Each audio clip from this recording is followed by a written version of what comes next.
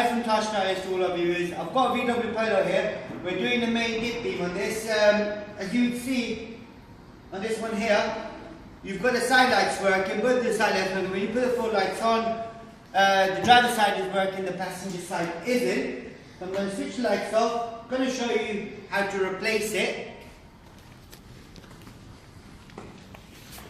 On the back here, you take this cover off. Once you've taken the cover off, you've got this black plug, right? What you do then, you got these two little screws. You don't touch the screws. Whatever you do, do not touch the screws. Then you twist that to your, I would say whichever way, left. Yep.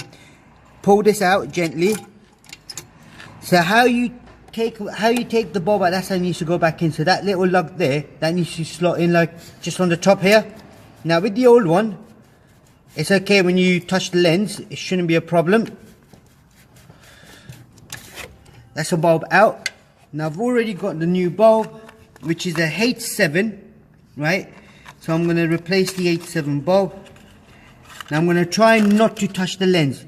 So I'm not going to touch the lens now. And then plug it back in. As you would see, that's all in. And just the way I took it out, put it back in there.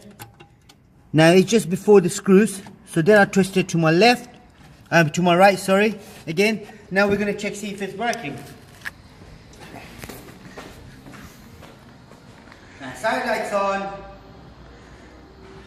Maybe one. Now you can see both of the lights are working now. So that's all you got to do. Put everything back together. Try not touching the lens again. If you do touch the lens, the filament on it, then you can destroy the bulb. Yeah. And the life of the bulb is reduced as well.